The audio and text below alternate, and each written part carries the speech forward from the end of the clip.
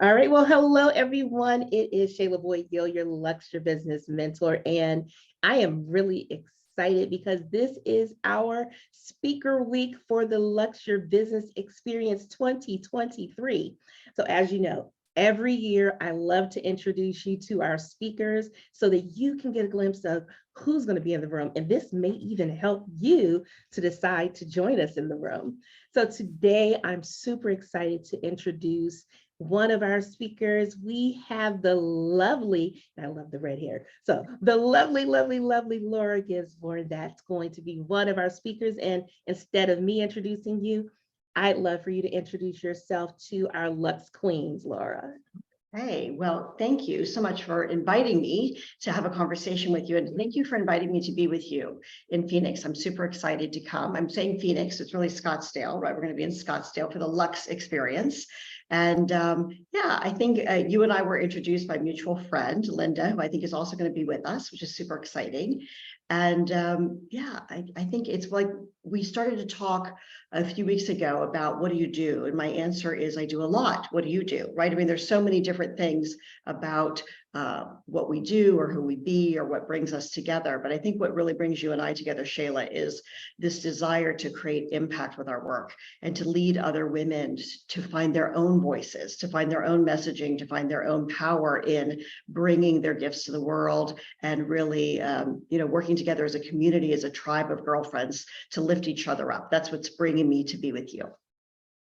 Absolutely. And you're absolutely right. When we did connect, it was instant. It was love at first sight, guys. So good. But we just knew from that conversation that we had something that was in common. Mm-hmm. We had a common passion, to say the least. And I knew Laura was the right person to be on the stage. And when she decided to really revamp her whole entire schedule to be able to support us, I'm like, this is a friend for life. We're good. So share with us, what's one fun thing we should know about you? Okay. People always ask you those things and you're supposed to be really prepared with like the cool thing. And I never really have the cool. Not at all. I'll tell you what I think is a cool thing. That just comes to mind right now, just because I just running around my house. I always wanted to be a ballerina when I was a little girl, and my parents didn't really have the means, and I didn't come from the kind of family where that was really something that you did. So I started taking ballet lessons at a local community college when I was 27, and I took them for 10 years. And I can do a pirouette now. I won't, because I won't be able to get up and do the lighting, get it just right here for you, but I can do it on stage when we're together in person. We'll get it on stage. If you ask me, I'll take my heels off and do it. I think what's, kind of a fun fact is that I am turning 57. Actually, so it's been 30 years since I took those lessons. I'm turning 57 on August 12th, and I just signed up for yoga teacher training. And I think that that's really one of the things that's fun about me is that I love to learn. And I'm just, I think it's one of the reasons that being together with you in a live experience, being together in person with other girlfriends, there's something that really happens when you disconnect from day-to-day operations and really get connected with one another. That happens in a live experience that doesn't happen other places. So you can share, you really share it in an intimate way. What I didn't know is that we share a birthday month. I'm an August baby too. When is your birthday? I'm at the other end, okay. August 26th, but August is awesome. Both of my girls are August babies, so August is a special month for me. So I know this is even better. So let's talk a little bit about what you'll be discussing at the Luxe Your Business Experience 2023. I said it's about Luxe leadership and even more. So tell us a little bit. I want to go from this place. What's one myth that people have when it comes to leadership? I think the most powerful myth to break through in leadership is the lone wolf idea. I think there's a lot of different myths about what leaders actually do and how they be and all these other things. The lone wolf is really a big one. The lone wolf is the idea that if I just work harder, it's going to happen. I can't really trust anybody. It's lonely at the top. I found all those things to be untrue. really untrue. And I think that I just was talking to a girlfriend who was struggling a little bit at home with her relationship, and she's so driven by her work, right? She's really driven. And I reminded her, in the conversation, she was asking me how Scott and I, really find our way, as we're both really powerful leaders in our own ways, is finding this reverence for the beauty of the time that we have with the people we love. I find that true leaders, really people that have what I would consider a wealthy life, which is not just money, right? It's health, it's relationship, it's experience, right? I think those people become masters of their time. And they don't give their time to just anybody. And it's interesting for me because some of the most successful people I've ever met are really the most available people. And it's not because they have means that they're available, it's because they've chosen really carefully about how to spend their time. But being a victim of, I've got to work harder and I've got to do it all alone, none of that I find to be true in my own experience of true success, what I would consider true success. And I only say that without hopefully sounding arrogant, but I come from very humble means. And I think about the life that I live today that, my grandmother, my mother could never have even imagined. Yeah. I love that statement because many of us are coming from generations of work hard. Yes. You go to school, get a college degree, get a good paying job, and you work hard. And we try to bring that habits into business as CEOs and as leaders. But the truth is, no one taught us how to lead. Right. And that's one of the things that I talked about that I really was listening for and bringing forward in my own conversations about sharing what we're doing together. The idea that there's this level, right, what you call the kind of the crisis that happens at 250,000. And, it has its own versions at lower and higher, right? But it's this idea that if there's nobody out there that's actually done it, who do we look to for mentorship? Right, there's some really the unicorn pieces, and what I will tell you also, Shayla, is that often I look at my girlfriends who have multi-million-dollar businesses. They're not doing it alone. They're definitely not the founder and the CEO and the CFO and the CMO. They're not doing that. They actually learn to build teams. They learn to surround themselves with other people that share the vision and the mission, and that's what really moves the whole organization forward. Well, I can't wait to hear more about the wealthy life because that really resonates with me. And I love that you're saying it's not about just the money aspect, but the whole life, the whole being. And having that availability, as you spoke about, honoring our time and understanding the value is in that. The value is in the space and the grace that's given to us. And I know you're going to dive deeper into that at this event. So I can't wait for you all to hear more about what Laura has to share with us. If we think of one thing before they get to this event, one thing that people can do to either break through that myth barrier a little bit or just really lead in a better way or in a wealthier way, what's one thing you can leave our audience with? Well, it's so interesting because the person I was talking to earlier today, I always think God has everything lined up. There's this divine thing. I was listening to Joel Osteen on the radio, who had just the message that she needed to hear. And then I was like, okay, I'm going to stay here because this is a really important girlfriend conversation. And then, I'm going to figure out how you and I are going to make it happen this afternoon. One of the things that she and I were talking about that I think comes to mind is we're not aware of how much we actually have. Until you leave the United States. And I always say, I grew up, I wouldn't say I was in poverty, but I grew up in very humble beginnings by US standards. And I also had access to free education. I had access to running water. I had access to a roof over my head. There's a lot of things, right?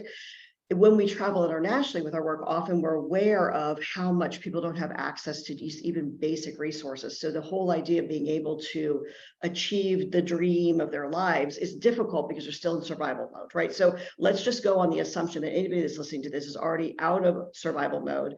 And what I think is important is to look at how many hours do you have in a day? Now, I'm not trying to be cute or kitschy about this, but we all get exactly the same amount of time. So what is it that has an Oprah Winfrey create an amazing life? What is it that has Barack Obama create an amazing life? What is it that has leaders that we admire and respect and look up to do something different with their 24 hours a day that you and I do? right? And I'm not saying that we're not doing great things, but really, what are the distinctions? So I think that the piece, what Brittany and I were talking about earlier, if you won the lottery, if you were like, okay, the big lottery, like the $100 million lottery, so you got no more excuses if I can't afford something, right? How would you be spending your time? And I think one of the most important things, this is a big game changer for me. I did this exercise, a lot of what I teach in the circle of life of really, designing a life as a leader. It goes back to your core values, to your mission, to your vision. And this idea that if you could start doing the behaviors that you would do if time and money were no object, and you incorporate those things into your life, it's very important for women entrepreneurs to remember that their business is here to support them. I saw this on your website. I was like, yay, this is exactly right. We're not here to support our business. Our business is here to support us. So when we build our lives around our business, and it's business, business, business, we miss out on relationships. We miss out on health. We miss out on what I believe is, how God speaks to us, opportunities, right? We're so busy being busy, we miss out. So build your business around your life. Build your life first. Start thinking about, if time and money were no object, what would you be doing?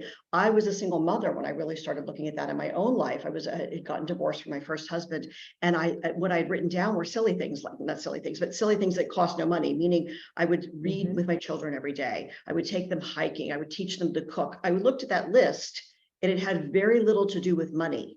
It had a lot to do with experience and a lot to do with time. So my best advice, for any woman who's looking at increasing her muscles for her leadership, increasing her essence, really growing into the full expression of her mission, start living it now. So many of the things that you would do if you had time and money are really available to you, and you start building those things into your schedule first. You'll see how you become highly effective and productive in your business when you're like, okay, I've got all this time for my self-care, for my leadership, for my conversations with God, and I've got this many hours each day that I'm really focused on my legacy and my philanthropy and my work and my mission and my business. You become highly effective when you're super focused and you give yourself that amount of time instead of, 20 hours a day, your head is spinning with business stuff. I love this. It really speaks to what I've heard in the past of act as if. So we're already practicing the art of behaving in the way that we would behave if we'd already achieved all of the things that we desire. Yeah. And I even say this different to my clients. If they're saying, I want to get to this place or I want to do these things, I'm like, let's already behave in that manner now. Let's act as if now. So when you get there, you'll know exactly how it feels. You don't have to discover it. You're going to be prepared for it. Yeah. And you're living, you can't live the life that you've not thought of. Yeah, it's very different than what I think some of us had heard in like sales training, fake it till you make it. I'm not saying that. Not at all. I'm saying your authentic self that really has behaviors, habits, expressions that want to have happening. Where does that live in your schedule? Yeah. And how can you gently and kindly give yourself permission to have those experiences without making yourself wrong? There's a lot of inner judgment and inner critic that many of us have. And so how do we just be a little more kind to ourselves and allow ourselves to have permission to know that each bit of education, I'll tell you one of the reasons I love going to live events, and it's a game changer for me, is that it's the disconnect to reconnect to mission, vision, so on and so forth. But when I put myself in a different room and a different experience, I think it's Neil Donald Walsh, Conversations with God, who says that all of your growth lies at the edge of your comfort zone, right? So we actually have to get out of our comfort zone. We have to leave home. We have to get dressed. We have to get on a plane. We got to get there, right? And then we got to show up in a room full of people and get to know each other.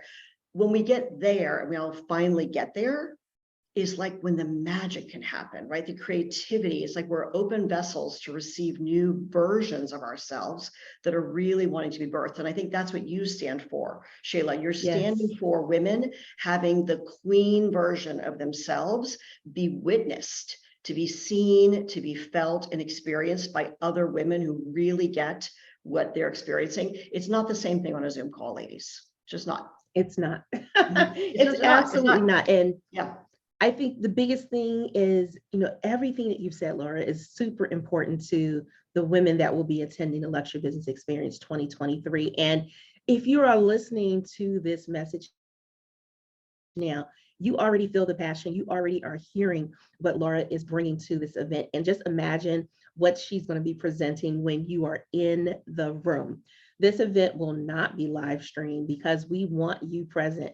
We want you there. We want you to disconnect so that you can absorb and really gain what you need to gain from all of the women that will be participating. So if you are new to this audience, I will quickly let you know the Luxe Your Business Experience 2023 will be held on September 14th through the 16th in Scottsdale, Arizona. This is a very intimate event for a very small group of powerful six-figure women entrepreneurs who you know that you're ready to scale, but you also know that there's a slight bottleneck happening in your business. And we want to help you to free yourself from that so that you can grow, you can live the wealthy life, you can focus on being a better leader, you can make sure that your message is landing with the people who really want to hear it. But bigger than that, you can be able to make a bigger impact and give back in a greater way. And that's one of the things that Laura and I have in common. We're really big on the give back aspect of our business, and we want you to really draw into that too with your business. So if you are interested in attending, you can go to luxeyourbusiness.com, and there is an application process that you need to complete because we're making sure we have the right women in this room that are going to be willing to make the right connections. And we look forward to seeing you there. I want to thank you again, Laura, and I can't wait to hug you when I see Me you too. in person in Scottsdale, Arizona. We'll talk Yeah. to you soon.